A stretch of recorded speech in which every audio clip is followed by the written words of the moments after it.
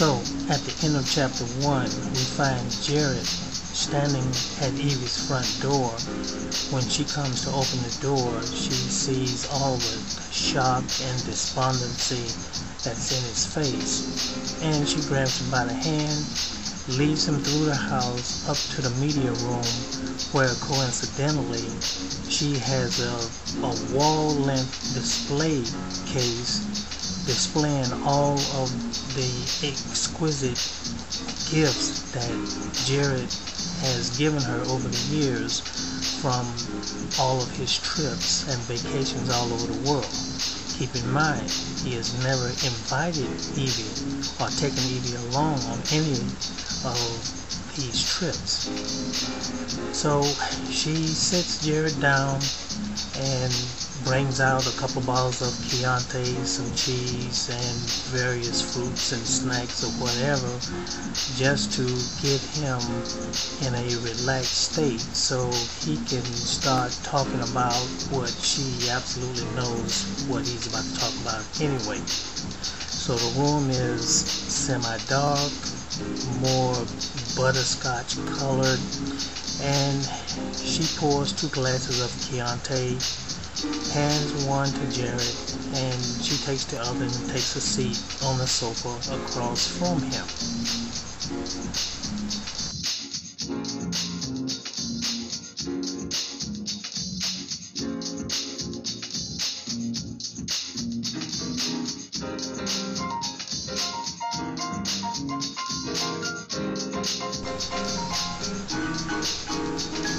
While Jared is sitting there trying to decide where to begin his story that started 5 days ago, Evie is having some thoughts of her own, and they are not very flattering. They are thoughts of frustration on her part, because for her this is a never-ending saga with Jared.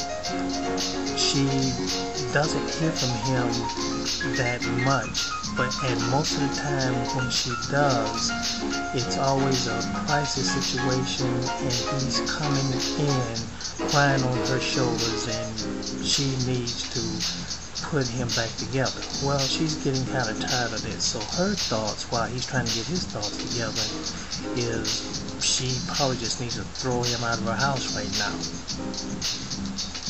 But then she knows a second later that her other thoughts, which overwhelms any other thing, is that this is the love of her life.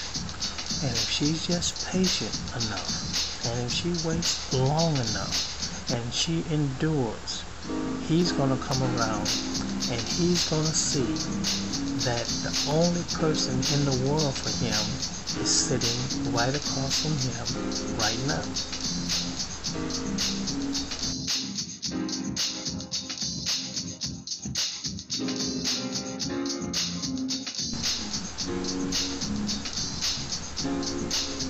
Finally, Jared begins talking, and he decides to start the story right at the beginning, right there at DFW Airport in the terminal, waiting to catch the plane to Cancun, which is a couple hours away. So he's sitting in the chair, kind of kicked back. He got his legs stretched out and crossed. He's listening to his iPod. Various songs are playing in his ears.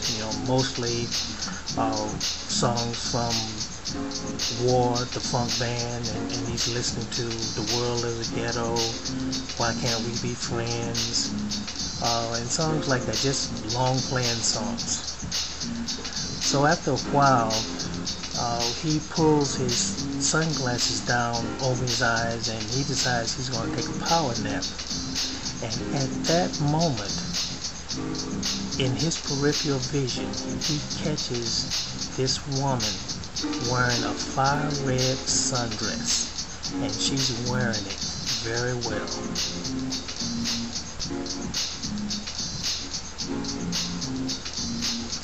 Now, 3 things just happened that made Jared very happy.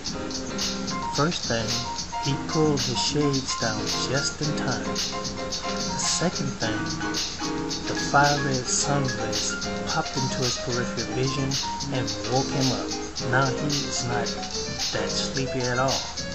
And the third thing, if you can imagine a basketball court, and this woman who we now know is Regina Ragland is standing at one end of the court, and